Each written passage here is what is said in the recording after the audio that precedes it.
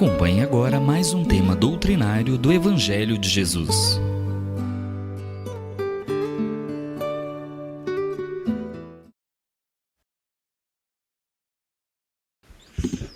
Boa noite, espero que estejam todos bem. Eu sou a Daniela Arantes. É com grande felicidade que nos reunimos aqui esta noite para aprendermos um pouco mais, guiados pela doutrina espírita, aqui no canal do Grupo da Fraternidade Espírita Irmão Aniceto. Desejo a todos que os bons espíritos nos ajudem sempre e nos guiem nessa jornada de aprendizado. Hoje iremos refletir sobre os ensinamentos contidos no Evangelho segundo o Espiritismo. Nós estamos no capítulo 5, intitulado Bem-aventurados os aflitos. Estamos entrando agora no item 28. Eu vou ler aqui essa passagem. No item 28 diz: Um homem está agonizante, vítima de cruéis sofrimentos. Sabe-se que seu estado é desesperador. É permitido poupar-lhe alguns instantes de angústia, apressando-lhe o fim? E quem respondeu foi São Luís, em Paris, em 1860. E ele começou com outras perguntas, fazendo outras perguntas.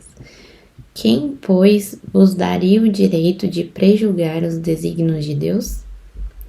Não pode ele conduzir um homem à borda do fosso para daí o retirar, a fim de fazê-lo retornar a si mesmo e de o conduzir a outros pensamentos? Em qualquer extremo que esteja um moribundo, ninguém pode dizer com certeza que a sua última hora chegou. A ciência jamais se enganou em suas previsões? E ele continua, Sei muito bem que há casos aos quais se pode considerar, com razão, como desesperadores. Mas, se não há nenhuma esperança fundada de um retorno definitivo à vida e à saúde, não existem inumeráveis exemplos em que, no momento de dar o último suspiro, o doente se reanima e recobra suas faculdades por alguns instantes? Pois bem, essa hora de graça que lhe é concedida pode ser para ele da maior importância, porque ignorais as reflexões que poderia fazer seu espírito nas convulsões da agonia, e quantos tormentos pode lhe poupar um relâmpago de arrependimento. O materialista, que não vê senão o corpo e não considera a alma, não pode compreender essas coisas, mas o espírita, que sabe que o que se passa além do túmulo, conhece o valor do último pensamento. Abrandai os últimos sofrimentos enquanto esteja em vós, mas guardai-vos de abreviar a vida, não fosse senão de 1 minuto, porque esse minuto pode poupar muitas lágrimas no futuro.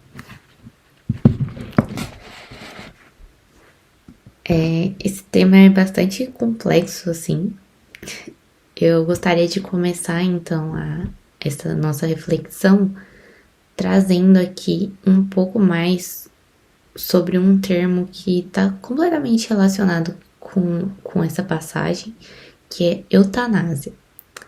O termo eutanásia foi criado por volta do século XVII pelo filósofo inglês Francis Bacon, quando preceitou na sua obra Historia Vitae Mortis como o tratamento mais adequado para doenças incuráveis.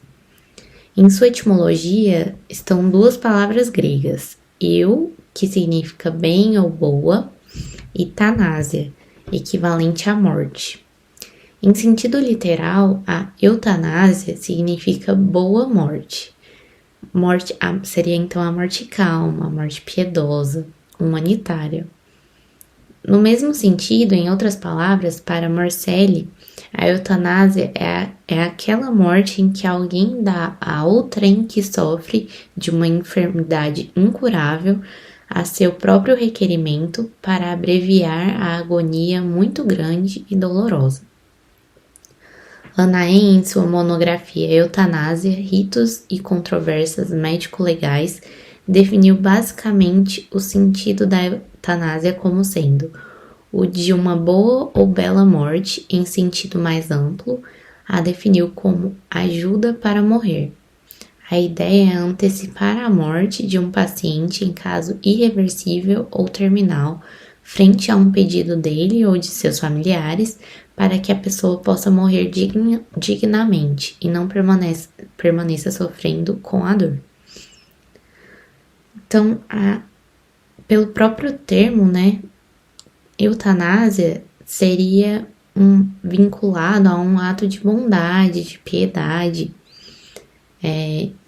Mas, como foi posto aqui por São Luís, não é algo que cabe a nós, é uma responsabilidade de Deus. Então, ele foi muito sábio em começar com essas perguntas retóricas. Afinal, né, quem somos nós para saber da dor do outro? Quem somos nós para termos certeza que aquele é o seu último instante mesmo, que tudo vai caminhar para o seu fim, para o fim da sua vida, né? Sua vida encarnada, porque nós sabemos que a vida espiritual continua. Então, quem somos nós para sabermos dessa dor do outro, né? Para julgar que essa dor precisa ser encerrada. E quem somos nós para sabermos o porquê dessa dor, né? Por que Deus colocou esse sofrimento, essa dor para aquela pessoa? Então, seria certo nós acabarmos com essa dor? Inclusive, essa foi uma dúvida do Allan Kardec no Livro dos Espíritos, que está na questão 953, mas é voltada para a própria pessoa, que seria assim: quando uma pessoa vê diante de si um fim inevitável e horrível, será culpada se abreviar de alguns instantes os seus sofrimentos, apressando voluntariamente a sua morte? E os espíritos responderam: é sempre culpado aquele que não aguarda o termo que Deus lhe marcou para a existência. E quem poderá estar certo de que, malgrado as aparências, esse termo tenha chegado, e que um socorro inesperado não venha ao último momento? E Allan Kardec ainda pergunta: concebe-se que nas circunstâncias ordinárias o suicídio seja condenável, mas estamos configurando um caso em que a morte é inevitável e que a vida só seria encurtada alguns instantes. E ainda assim os espíritos responderam: é sempre uma falta de resignação e submissão à vontade do Criador. E Allan Kardec ainda pergunta: quais, nesse caso, são as consequências de tal ato? Eles respondem: uma expiação proporcionada, como sempre, à gravidade da falta, de acordo com as circunstâncias.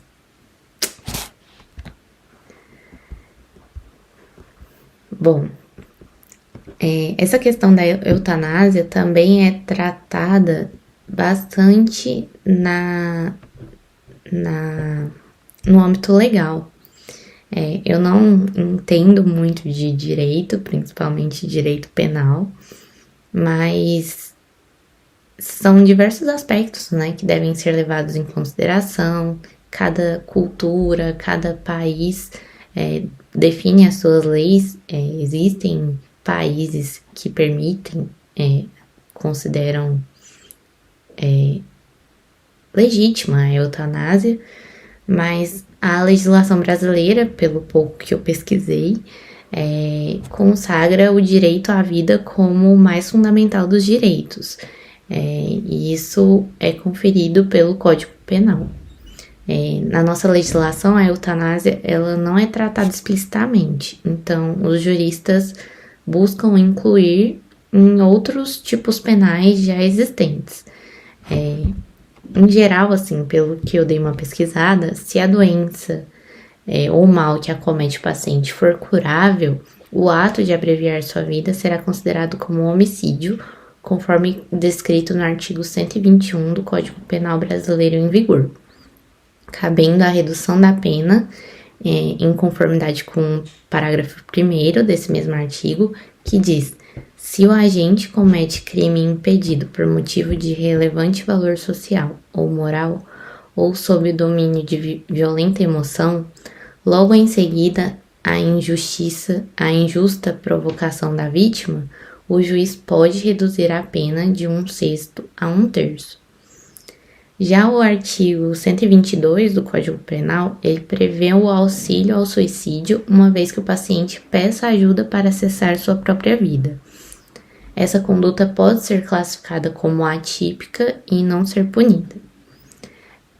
Se o enfermo ele se encontra num processo natural de morte, o especialista, nesse caso, se certifica que a morte culminará naturalmente e que nenhum prolongamento desnecessário será realizado. Nesse caso, é considerada conduta atípica, de acordo com o Código Penal, já que não causa a morte de uma pessoa. Então, o médico ele pode agir de maneira a amenizar o sofrimento do doente terminal, mesmo que isso leve o paciente a óbito. Isso é o que eu pesquisei, né, referente à nossa legislação vigente. Confesso que não sei muito de direito, mas é isso que nós temos hoje. Então, essa questão da eutanásia não é tratada tão explicitamente no nosso Código Penal. Fica a questão de ser ajustado de acordo com cada caso, né? O Espiritismo, demonstrando então que o homem é um espírito eterno, encarnado na Terra para fazer sua evolução em direção à perfeição, à felicidade, que a morte elimina apenas a vida do corpo físico, que o espírito continua vivo no plano espiritual, onde se estuda, trabalha, aprende com novas experiências, mantendo sua individualidade, que retorna à vida material tantas vezes quanto forem necessárias para que esse desenvolvimento se faça de dentro para fora, esclarece que toda experiência na Terra é necessária à alma.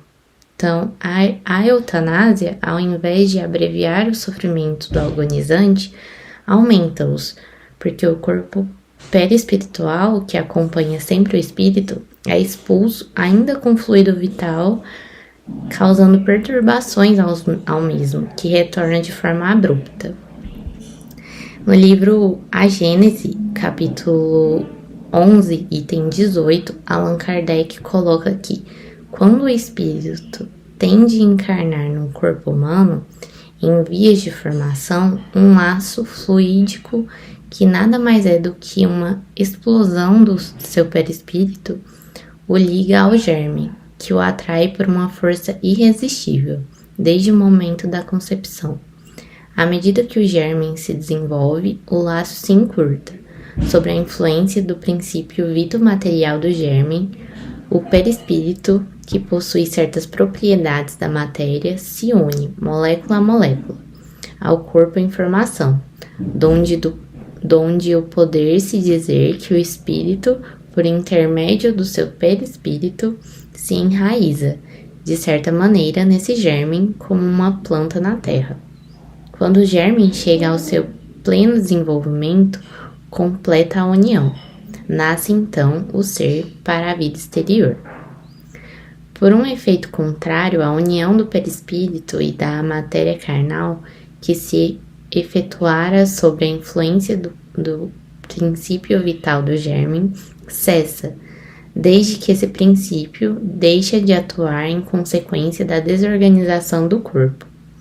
Mantida, que era por uma força atuante, tal união se desfaz, logo que essa força deixe de atuar. Então, o perispírito se desprende, molécula a molécula, conforme se unira, e ao espírito é restituída a liberdade.